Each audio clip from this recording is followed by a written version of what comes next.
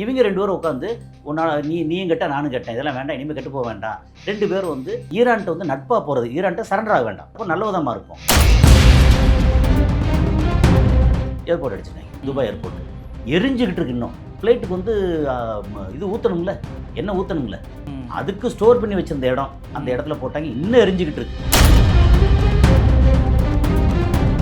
ட்ரம்ப்போட எங்கெங்கே இன்வெஸ்ட் பண்ணியிருக்காங்க மிடில் ஈஸ்ட்டில் மொத்தம், இங்கே ஈஜிப்ட் எடுத்துக்கங்க, ஜோர்டான் எடுத்துக்கங்க, எல்லா இடமும் எங்கெல்லாம் ட்ரம்ப்போடது இருக்கோ அதை பூரா அடிக்க போகிறோன்னு இருக்காங்க. அது ஒரு மிகப்பெரிய விஷயம். அப்படி அடித்தாங்கன்னா ட்ரம்ப்போட அந்த வேல்யூ, லாரிஜானி அவர் சொல்கிறதுல அவ்வளோ அர்த்தங்கள் இருக்குது அப்படின்னு சொல்லலாம்.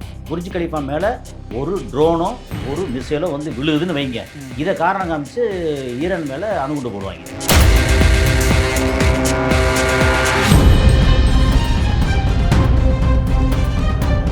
ரிஃப்ளெக்ட் வாய்ஸ் நேயர்களுக்கு வணக்கம். இன்றைய சிறப்பு நேர்காணலில் நாம் சந்திக்க இருக்கின்ற சிறப்பு விருந்தினர் அரசியல் சமூக திறனாய்வாளர் கசாலி அவர்களை வரவேற்று நிகழ்ச்சிக்குள் செல்வோம்.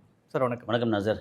சார், அமெரிக்கா ஈரான் இஸ்ரேல் போர் அதோடைய தொடர்ச்சியான அப்டேட்களை பார்த்துட்டு வரோம். இன்றைக்கு சில விஷயங்கள் வந்துட்டுருக்கு. அதாவது யுஏஇனுடைய அரபி பிரின்ஸ் அவரும் சவுதியோடைய பிரின்ஸ் அவர்களும் பேச்சுவார்த்தை நடத்த போகிறார்கள். அவசர பிரின்ஸ் இல்லை மன்னர் 2 பேரும் பேச்சுவார்த்தை பண்ண போகிறாங்க அப்படின்றத செய்திகள் வருது. ஏற்கனவே வந்து துபாய்க்கும் அதாவது யுஏஇக்கும் சவுதிக்குமான பிரச்சனைகள் குறித்து நம்முடைய காணொலிகளை பேசியிருக்கோம். இப்போ திடீர்னு இந்த அவசர நிலைக்கு, அதாவது 2 எதிர் ஆட்களாக நின்றவங்க இந்த ஈரான் தொடர்பான விஷயத்தில் இவ்வளோ அவசர ஒரு பேச்சுவார்த்தைக்குள்ளே வருவதற்கு முன்னாடி என்ன காரணங்கள் இருக்கும் பார்க்கலாம். ஒரே காரணம்தான், பயம். பங்காளியே தானே, நீ என்ன இப்போ சவுதி வேற யுஏஇ வேறையா, பக்கத்து நாடு, எல்லாம் ஒரே இனம் தானே, அரப் அப்படின்ற இனம். அப்புறம் ஒரே லாங்குவேஜ், ஒரே மொழி, ஒரே இனம், ஒரே மதம்.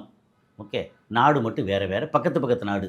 நினச்சா திடீர்னு வந்து அந்த எல்லையை தாண்டி டக்குன்னு இவங்களும் போகலாம், அவங்களும் போகலாம். அவங்களுக்கு பெரிய விசா பிரச்சனை ஒன்றும் கிடையாது. அவங்களுடைய இந்த கார்டு இக்காமா பத்தாக்கா அப்படின்ற அந்த கார்டை மட்டும் காமிச்சா ஈஸியாக போய்க்கிற முடியும் அந்த லோக்கல் அரப்ஸுக்கெல்லாம். அப்படி ஒரே நாடு மாதிரி இருக்கிற இடத்துல வந்து நீ பெருசா நான் பெருசா, இந்த விஷயம் நம்மளே பேசியிருக்கிறோம். இந்த 2 பிரச்சனைக்கு இடையில இருந்த நாடுகள் இன்றைக்கு அவசரமாக ஒரு பேச்சுவார்த்தை ஈரான் விஷயத்தில் கூடுறாங்கன்னா இதை எப்படி, என்ன மாதிரியான நிர்பந்தத்தில் இருக்காங்க? அடி வலிக்குது, அடிக்கிறான். ஈரான் வந்து அவர் நினச்ச மாதிரி இல்லை. நமக்கு வந்து ஒரு மிகப்பெரிய ஜாம்பவானுக்கு கீழே அந்த ஒரு மிகப்பெரிய பாதுகாப்பு கொடை கீழே இருக்கும் அப்படின்னு நம்பிக்கிட்டு இருந்தாங்க. அந்த நம்பிக்கை வந்து பொய்த்து போயிடுச்சு. அவங்க வந்து ஏதாவது ஒரு சின்ன பிரச்சனைன்னா அமெரிக்காவோட ஆட்கள் வீரர்கள் எல்லாம் கிளம்பி ஓடிட்டாங்க இருக்காங்கன்னா. ஆனால் அமெரிக்காவுக்கெல்லாம் அங்கே கிளம்பி ஓடுறதெல்லாம் வந்து எத்தனை வீடியோ பார்த்தோம். அப்போ பார்த்தா நீ வந்து நாட்டு மக்களுக்கு இங்கே வந்து நீ பாதுகாப்பு கொடுக்கலையா, உன்னால் கொடுக்க முடியலையா, அப்போ நீ வந்து நாட்டு மக்களுக்கு பாதுகாப்பு கொடுக்க போறியா, அப்போ நீ வந்து வேஸ்ட்டு, உனக்கு கொடுத்த இடம் வேஸ்ட்டு, உனக்கு நான் கொடுத்த பணம் வேஸ்ட்டு. இதெல்லாம் தாண்டி ஏற்கனவே அமெரிக்காவுக்கு எக்கச்சக்கமாக பணத்தை கடன் கொடுத்து வச்சுருக்காங்க. அந்த பணத்தை எப்படி வாங்க போகிறான்னு தெரியல. கடைசியில் பிஞ்சு மூஞ்சி அவன் போய் எப்படி கடனை கேட்க போகிறான் அப்படின்னு தெரியாது. அப்போ இவங்க 2 பேரும் உட்காந்து நீயும் கேட்ட நானும் கேட்டேன், இதெல்லாம் வேண்டாம், இனிமேல் கெட்டு போக வேண்டாம். 2 பேரும் வந்து என்ன செய்யலாம், அமெரிக்காட்ட சரண்டர் ஆகிறது ஓகேயா இல்லையா, அல்லது ஈரான்ட்ட வந்து நட்பாக போகிறது, ஈரான்ட்ட சரண்டர் ஆக வேண்டாம். ஈரான் எப்போவுமே என்ன சொல்கிறாங்கன்னா நட்பு நாடாக இருப்போம், நல்ல விதமாக இருக்கும்.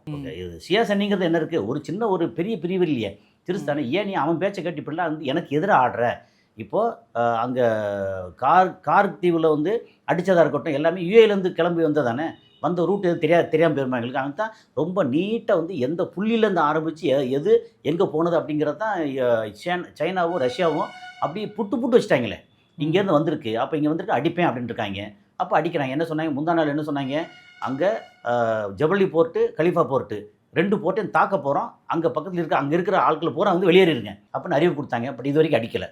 அது பதிலாக வந்து ஏர்போர்ட் அடிச்சிருக்காங்க, துபாய் ஏர்போர்ட்டு எரிஞ்சுக்கிட்டு இருக்கு. இன்னும் ஒரு ஏர்போர்ட்டில் எண்ணெய் கிடங்கு எப்படி இருக்கும், அங்கே எப்படி எரியறதுக்கு என்ன ஏர்போர்ட் என்ன கிடங்குன்னா, நமக்கு வந்து அங்கே அவங்க துபாயில் வந்து ரிஃபைனரி அல்லது துபாயில் வந்து எண்ணெய் கிணறு பெருசாக இல்லை. நம்ம சொன்னோம்னா பின்னோடு என்ன சொல்லுவாங்க, துபாயில் இருக்குது உனக்கு தெரியுமா அப்படின்னு கேட்பாங்க. அப்படிலாம் இல்லை. துபாயோட மொத்த வருமானத்தில் லெஸ் தென் 1% அதுதான் வந்து எண்ணெயோட வருமானம். இதே இது வந்து நீங்கள் அபுதாபி எடுத்தீங்கன்னா 60% எண்ணெயோட வருமானம். ஸோ இதுக்கு அதுக்கு வித்தியாசம் இருக்குது. அபுதாபி முழுக்க எண்ணெய் நம்பி இருக்குது, சவுதி எண்ணெய் நம்பி இருக்குது, குவைத் வந்து இதை விட அதிகமாக எண்ணெய் நம்பி தான் இருக்குது, கத்தார் வந்து நேச்சுரல் கேஸை நம்பி இருக்குது, பஹ்ரைன் கொஞ்சம் எண்ணெய் நம்பி இருக்குது, இப்படி வச்சுக்கலாம். ஓகே, ஓமான் வந்து எண்ணெய் வந்து ஓரளவு நேச்சுரல் கேஸ் அண்ட் எண்ணெய் ஓரளவு இருக்குது. ஆனால் துபாயில் வந்து எண்ணெயே இல்லை, கிட்டத்தட்ட 0 வச்சுக்கலாம். லெஸ் தென் 1% என்ன இருக்குது. அதில் வருமானத்தில் இருக்குது. ஆனால் ரிஃபைனரி கொஞ்சம் இருக்குது, மற்றெல்லாம் அந்த வேலை இது மிஷினரி வச்சுருப்பாங்கல்ல, இண்டஸ்ட்ரி வச்சுருப்பாங்க. ஆனால் இண்டஸ்ட்ரி வந்து என்ன, அங்கேருந்து எடுத்து முழுக்க முழுக்க துபாயில் வந்து ரிஃபைன் பண்ணி திரும்ப கொண்டு போகிறது அப்படிலாம் இல்லை, இருக்குது. ஆனால் ஏர்போர்ட்டில் ஆயில் டேங்க்கு என்ன வேலைன்னு கேட்குறீங்க. அந்த வேலை வந்து எவ்வளோ ஃப்ளைட் வருது, அந்த ஃப்ளைட் வந்து நேராக அந்த எண்ணெய் கடல் பக்கத்துலேயே போய் ஃபில்லப் பண்ணிட்டு வர முடியும். நமக்கு வந்து பைக்கு, காரு, பெட்ரோலுக்கு வந்து இப்போ போகிற வழியில் இது பெட்ரோல் பங்க் இல்லை, அந்த மாதிரி பெட்ரோல் பங்க் தான். பெட்ரோல் என்ன, கெரசின். அது மெயினாக வந்து நம்ம ஏற்கனவே சொல்லியிருக்கோம், இது ஓடுற அத்தனை ஃப்ளைட்டும் வந்து முன்னாடி ஒயிட் பெட்ரோலில் போகும். அது வந்து வாலட்டிலிட்டி ரொம்ப ரொம்ப இதாக இருக்குது அப்படின்னு சொல்லிட்டு வந்து கெரசின் நம்ம சாதா யூஸ் பண்ணுற கெரசினில் அது வந்து பியூரிஃபைடு கெரசின். அந்த கெரசின் அதை ஸ்டோரேஜ் பண்ணி வச்சு ஃப்ளைட்டுக்கு வந்து இது ஊற்றணும்ல, எண்ணெய் ஊற்றணும்ல, அதுக்கு ஸ்டோர் பண்ணி வச்சுருந்த இடம், அந்த இடத்துல போட்டாங்க. இன்னும் எரிஞ்சிக்கிட்டு இருக்குது. இன்றைக்கி காலையில் ஒரு 5:45 போட்டது. ட்ரோன் சொல்கிறாங்க. ட்ரோனா ஒரு சின்ன மிசைலாம் தெரியல கரெக்டத்தில், ஆனால் போட்டு அடித்தது எரிஞ்சிக்கிட்டு இருக்கு இன்னும். துபாய் வந்து ஆடி போயிருக்காங்க உண்மையிலே. உடனே வந்து எல்லாத்தையும் சஸ்பெண்ட் பண்ணிட்டாங்க. அங்கே ஃப்ளைட்டு போக்குவரத்துக்கிறது. நீங்கள் வந்து அந்த மேப்பு வந்து இந்த இது இருக்குது தெரியுமா, அந்த ஃப்ளைட்டு போகிற ட்ராவல் மேப் ஒன்று இருக்கும். அது பார்த்திங்கன்னா இது பிஃபோர் ஆஃப்டர் அப்படின்னு ரெண்டையும் போடுறாங்க. பிஃபோரில் பார்த்தா இங்கே இது இந்த இந்திய பெருங்கடல் அண்டு கல்ஃப் ஆஃப் ஒமான் இந்த ரூட்லேருந்து அப்படி அரபிக்கடல் இந்த ரூட்லேருந்து வரக்கூடிய இருக்கு இல்லையா, அது வரலாம் துபாய்க்கு வந்து கச்சன்னு ஈசல் மாதிரி வருது ஃப்ளைட்டு. ஓகே, ஆஃப்டர் அப்படின்னு இன்றைக்கி போடுறாங்க. போட்டால் ஒரு ஃப்ளைட்டு அபுதாபி, துபாய், ஷார்ஜா. ஏற்கனவே ஷார்ஜா வந்து க்ளோஸ் பண்ணி வச்சுருந்தேன், சஸ்பெண்ட் பண்ணி வச்சுருக்கேன். இன்றைக்கி தான் ஓப்பன் பண்ணதாக இருந்ததான் ஷார்ஜா. ஏர்போர்ட்டை கொஞ்சம் ஓப்பன் பண்ணி லேசாக ஃப்ளைட்டு சேவையை ஆரம்பிப்புன்னு நினச்சிருக்காங்க, மூடிட்டாங்க. அப்புறம் ஓமான் இருக்கு இல்லையா, ஓமானோட பார்டர் இந்த சலாலா சோவரா அந்த பார்டர் இருக்கு இல்லையா, அந்த ரூட்லேயே பூரா நின்று அப்படியே போய் திரும்பி போயிருது. ஒரு ஃப்ளைட் வந்து இங்கே போகலை, எல்லாம் சஸ்பெண்ட் ஆகி நிற்கிது. அப்படியே இன்னும் எரிஞ்சிக்கிட்டு இருக்குது. என்ன செய்ய போகிறாங்கன்னு தெரியல அந்த அளவுக்கு. இப்போ உடனடியாக பேச்சுவார்த்தை வந்துச்சுல, இப்போ 2 பேரும் ஒன்றா சேர்ந்து பேசி சரி ஓகே நாங்கள் வந்து சமாதானப்படுத்துகிறோன்னு சொல்கிறாங்க. இப்போ யுஏயும் இப்போ என்ன சொல்லியிருக்கேன், நேற்று அந்த யுஏ மன்னர் வந்து அனௌன்ஸ் மன்னராக அந்த ஒரு மினிஸ்டர் அனௌன்ஸ் பண்ணது, எங்களோட தளத்தை ஈரானுக்கு எதிராக அடிக்கிறதுக்கு நான் பயன்படுத்த விட மாட்டோம். அதான் விட்டுட்டேப்பா, நீ விட்டு முடிச்சுட்டு அப்புறம் விட மாட்டேன் இப்போ என்ன சொல்ல வர்ற, இஸ்ரேல்கார மாதிரி அமெரிக்காக்கார மாதிரி நீ போய் சொல்லிட்டு இருப்ப, நாங்கள் நம்பணுமா அப்படின்னு வரல. இவங்களுக்கு தெரியும்ல எங்கே ஆரம்பித்து எங்கே போய் அடித்ததுன்னு சொல்லி.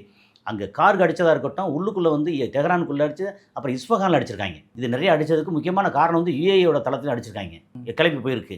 அப்போ அதை திருப்பி உங்களை அடிப்போம், அது இல்லாமல் விடவே மாட்டாங்க அப்படிங்கிறதான். இல்லை, அது அப்போ இன்னொரு குறிப்பான விஷயம்னா, ட்ரம்ப்புடைய பிஸ்னஸ் பகுதிகள் துபாயில் பெரிய அளவில் இன்வெஸ்ட்மெண்ட் அவரோடது இருக்குங்கிற மாதிரி ஒரு தகவல். அதை நோக்கி நாங்கள் காலி செய்வோம் அப்படிங்கிற மாதிரி இறங்கியிருக்கா. இன்னைக்கு ட்வீட் வந்திருக்கேன், எக்ஸ்தலத்தில் போட்டிருக்காங்களே. என்ன போட்டிருக்காங்க, இந்த மிடில் ஈஸ்ட்டில், அதாவது மொத்தத்துக்கு வந்து துபாயில் மட்டும், துபாயில் வந்து நிறையா இப்போது ஃபைனான்ஸ் இன்வெஸ்ட்மெண்ட்டு அந்த இன்ஸ்டியூஷனில் எக்கச்சக்கமாக வந்து ரியல் எஸ்டேட் பண்ணணும். ஏன்னா துபாய் ரியல் எஸ்டேட் வந்து ரொம்ப ஓஹோன்ட்டுருக்கு ரியல் எஸ்டேட். ஓகே, சாதாரண இது இல்லை, ஒரு பிரச்சனையும் இல்லாமல் அழகாக உலகத்தில் இருக்கிற மொத்த நிறைய பணங்கள் வந்து சேருது. அந்த வெறும் இடத்த, பாலைவன இடத்தையே வந்து every square feet every square inch பெரிய அளவுக்கு வந்து விற்கிறாங்க. 99 வருஷம் 15 சம்திங் இந்த வருஷம் எல்லாம் போட்டு நிறையா ரியல் எஸ்டேட் நடக்குது, பெரிய அளவுக்கு நல்லா பண்ணுறாங்க. அதுக்கு ட்ரம்ப் இந்த மாதிரி இடத்த பார்த்து ட்ரம்ப் சும்முடுவோம் இல்லையா, வந்து ட்ரம்ப்போட கம்பெனி அங்கே ஆரம்பிச்சு ஏற்கனவே ட்ரம்ப் டவர் வந்து உலகம் பூரா வச்சுருக்கா. அப்படி நம்ம மும்பையிலே இருக்குன்னு நினைக்கிறேன் ட்ரம்ப் டவர். அப்போ எல்லா இடத்தையும் இன்வெஸ்ட் பண்ணியிருக்காங்க. இங்கே வந்து பெரிய இன்வெஸ்ட்மெண்ட்டு, மேக்னிடியூட் ஆஃப் இன்வெஸ்ட்மெண்ட் வந்து கரெக்டாக தெரியலை, ஆனால் பில்லியன்ஸில் அதை வந்து உள்ளே இன்வெஸ்ட் பண்ணுறோன்னு எல்லாம் இப்போ பேசியிருக்காங்க. ஆனால் ஏற்கனவே அங்கே மிடில் ஈஸ்ட்டில் நிறைய இன்வெஸ்ட்மெண்ட்டு ட்ரம்ப்புக்கு இருக்குது. அது இல்லாமல் காசா வந்து ரியல் எஸ்டேட் பண்ண போகிறேன்னு சொன்னாப்புல இல்லை, காசாவோட மருமகன் குஷ்னர். ஓகே, அவன் வந்து போய் தானே அங்கே உள்ள எல்லாம் போய் பார்த்துட்டு வந்தாங்கல்ல, அந்த இவங்களோட நம்ம டேவிட் இவங்களோட சேர்ந்து போய் பார்த்து வந்தாங்கல்ல, பார்த்து அந்த மக்களை பூரா வெளியேற்றிட்டு அவங்க வந்து உல்லாசமாக ரியல் எஸ்டேட் பண்ணுறதுக்கு. யார் இடத்துல யாரா ரியலைஸ் பண்ண போகிறீங்க அப்படி இப்போ அடிக்கிற அடியில் வந்து கதறாங்கல்ல இப்போது. அப்போது மொத்த மிடில் ஈஸ்ட்லேயும் ட்ரம்ப்போட இன்வெஸ்ட்மெண்ட் எங்கெங்கே இருக்கோ, நீ டவராக வச்சிரு, வேறு எங்கேயா ஷேர் மார்க்கெட்டில் ஷேர் போட்டு வச்சிரு, ஏதாவது ஒரு கம்பெனி எக்ஸ்ஆர் ஒரு கம்பெனியில் ட்ரம்ப்பு சம்மந்தப்பட்டு ஒரு 10% 20% ஷேர் போட்டு வச்சுருந்தாங்கன்னா அந்த கம்பெனி அப்படின்னு அத்தனை அடிக்க போகிறோம். இவங்களுக்கு தெரியும்ல ட்ரம்ப்போட எங்கெங்கே இன்வெஸ்ட் பண்ணியிருக்காங்க மிடில் ஈஸ்ட்டில் மொத்தம். நீங்கள் ஈஜிப்ட் எடுத்துக்கங்க, ஜோர்டான் எடுத்துக்கங்க, எல்லா இடமும் எங்கெல்லாம் ட்ரம்ப்போடது இருக்கோ அதை பூரா அடிக்க போகிறோன்னு இருக்காங்க. அது ஒரு மிகப்பெரிய விஷயம். அப்படி அடித்தாங்கன்னா ட்ரம்ப்போட அந்த இது இருக்கு இல்லையா, அவருடைய வேல்யூ அது பூரா டப்புன்னு இறங்கி அவனுடைய ஷேர் மார்க்கெட்டில் அவனுடைய வேல்யூ பூரா இறங்கி மொத்தத்துக்கு வந்து போயிடும். இப்போ இந்த ஒரு சின்ன அனௌன்ஸ்மெண்ட் இருக்குல்ல, இந்த அனௌன்ஸ்மெண்ட்டே போதும் அங்கே ட்ரம்ப்போட மொத்த வெல்த் இருக்குல்ல, ஒர்த்து அதெல்லாம் கீழே இறங்கிடும். அடிப்பாங்க, இவன் சொன்னால் செய்வாங்க. சரி சார், குறிப்பாக லாரி ஜானி ஒரு விஷயத்த சொல்லியிருக்காரு. ஏற்கனவே நம்மளே வந்து ரெட்டை கோபுரம் தகர்ப்பை பற்றி பேசியிருக்கோம். நம்மளுமே இந்த வீடியோவில் கீழே பின்னோட்டத்தில் அதோடைய லிங்கை போட்டுருவோம். ஆமாம், நம்மளே ரெட்டை கோபுரம் தகர்ப்பை பற்றிலாம் பேசியிருக்கோம். அதுக்கு பின்னாடி இருக்கிற சூழ்ச்சிகள் இதெல்லாம் கூட நம்ம பேசியிருக்கிறோம். இப்போது லாரி ஜானி என்ன அது சொல்லியிருக்கிறாரு, பேசல ஒரே ஒரு விஷயம் வந்து அந்த போகிற போக்கில் வந்து நம்ம நேயர்களுக்கு நினைவூட்டிக்கிடுவோம். அங்கே ரெட்டை கோபுரத்தில் எக்கச்சக்கமான கம்பெனிகள், அந்த கம்பெனியில் நிறைய வந்து யூதர்கள் இருக்காங்க, கம்பெனிகள் இருக்குது. ஆனால் ரெட்டை கோபுரம் அடிபட்டு நிறைய பேர் செத்தாங்கல்ல, அதில் ஒரு யூதர் கூட சாகலை. அதான் இப்போ என்னென்னா அந்த ரெட்டை கோபுரம் தகர்ப்பு எப்படி நடந்துச்சோ அது மாதிரியான ஒரு நாடகத்தை, அதே மாதிரி அது போன்ற ஒரு நாடகத்தை அது போல் ஏதோ ஒரு விஷயத்தை செஞ்சுட்டு எங்கள் மேலே பழி போடுவதற்கு வாய்ப்புகள் இருக்குது அப்படின்னு லாரி ஜானி ஒரு விஷயத்தை சொல்கிறது தெரியுமில்ல. ஏன்னா அவங்களுக்கு என்னென்ன பண்ண போகிறாங்கன்னு அங்கே அமெரிக்காவில் என்ன பேசுகிறாங்க அப்படின்ற விஷயம் வரைக்கும் இவங்களுக்கு தெரியத்தானே செய்யும். அது வந்து நேரடியாக ஈரானுக்கு தெரியுதோ இல்லையோ, சைனாக்காரனோ ரஷ்யாக்காரனோ அல்லது ஈரானோட உளவு பிரிவில் மொசாடுக்குள்ளேயே வச்சுருக்காங்களாம். இல்லை இவங்களும் சாதாரண வைக்கலை. அவங்க வந்து 1 லட்சம் கொடுத்து 1.5 லட்சம் கொடுக்க போகிறாங்க. காசு தானே கொடுத்து மொசாடுக்குள்ளேயே ஈரானோட உளவு பிரிவு இருக்குன்றாங்க. ஓகே, அந்த அளவுக்கு எல்லா விஷயமும் தெரியும்ல, டீட்டெயில் வாங்கிடுவாங்க.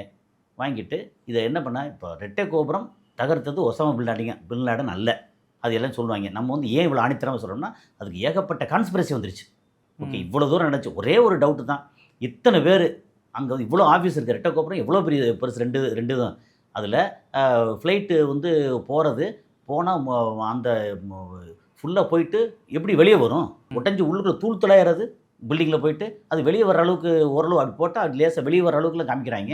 ஓகே, அப்போ எல்லாமே செட்டப்பு. அதுக்கப்புறம் ஒரு யூதரும் சாகலை அங்கே. அன்றைக்கி வந்து எல்லாம் லீவ் விட்டு உள்ளுக்குள்ளே இன்டர்னலாக போட்டு அங்கே போகாத அப்படின்னு எல்லாம் வெளியேறி விட்டு அப்படி பண்ணாங்கல்ல. அது மாதிரி இப்போ கோபுரம் சொல்லி அவங்களுக்கு என்ன ஞாபகத்துக்கு வரும்?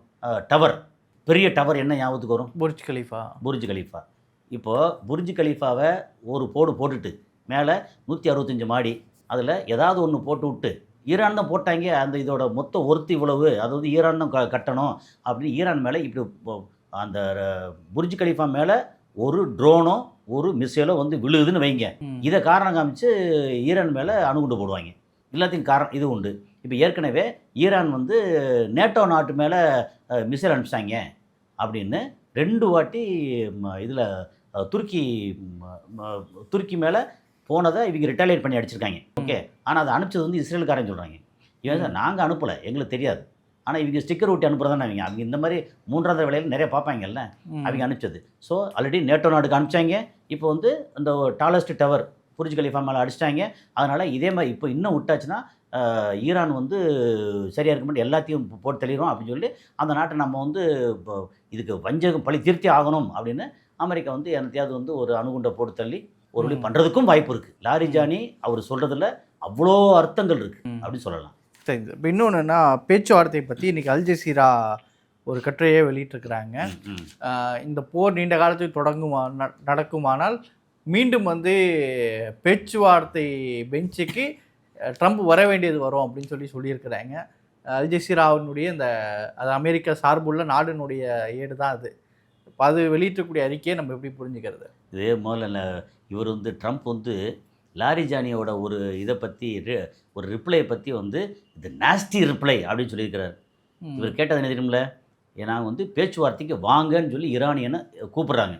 ஈரான் என்ன சொல்லுது, இந்த மாதிரி நாங்கள் வந்து ரம்ஜான் மாதத்தில் ஈவில் கூட பேச மாட்டோம், இந்த சைத்தாங்கள் இருக்காங்கல்ல கெட்ட ஆவிகள், அவங்களோட நான் ரம்ஜான் மாதம் பேச மாட்டோம் அப்படின்னு இருக்காங்க. இது வந்து நாஸ்டி பதில். இது வந்து எப்படின்னா கிண்டல் அடிக்கிறதான். அவ்வளோ பெரிய நாடு, அவ்வளோ பெரிய வல்லமையான நாட்டை வந்து இது சொல்கிறது இருக்கு இல்லையா, அது என்னென்னா நீங்கள் யாரா எங்களுக்கு, எங்கள் இடத்துல நீங்களாக வந்து அடிச்சுட்டு நீங்களாக ஸ்கூல் பிள்ளையெல்லாம் அடித்து கொண்டுட்டு எங்கிட்ட பேச்சுவார்த்தைக்கு வருவியா? நான் ஏன் உங்கள்கிட்ட பேச்சுவார்த்தைக்கு வரணும்?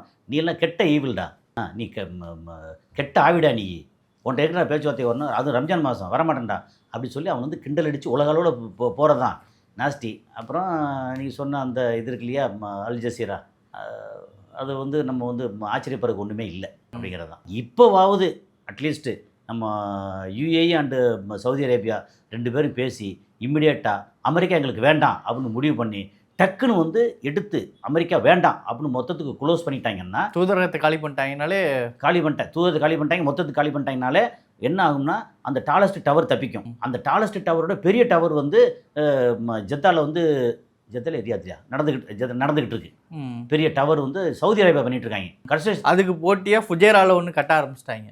அவ்வளோதான். நமக்கு வந்து இந்த கியாமத்து நாளில் இப்படிலாம் வரும்னு சொல்லி சொல்லுவாங்க. நம்ம கண்ணாந்து பார்க்குற டவர்லாம் வந்து பாலைவனத்தில் கட்டுவாங்க அப்படின்னு சொல்லி அதான் நடந்துக்கிட்டு இருக்கு. அது வந்து இந்த டவர் வந்து போச்சுன்னா அடுத்த டவர் நின்றோம், 3வது டவர் நின்றோம் எல்லாம் யோசிப்பாங்க. ஏன்னா அது வந்து சீட்டுக்கோட்டு கோபுரம் மாதிரி ஆகிடும்ல. அதெல்லாம் நடக்காமல் இருக்குன்னா அமெரிக்காவை தூக்கி அனுப்பிச்சி விட்டுட்டு அதுக்கப்புறம் இஸ்ரேலில் வந்து அவங்க கையில் ஏதாவது ஒன்று அவனை போட்டு தாக்கிறோன்னு சொல்லி எல்லாம் வந்து போட்டு நெரிச்சிட்டாங்கன்னா இந்த ரீஜனில் கொஞ்சம் அமைதி நிலவும் அப்படிங்கிறது தான். சரிங்க சார். நிகழ்ச்சியில் பங்கேற்று கருத்துக்கு நடத்தி மிக்க நன்றி. நன்றி.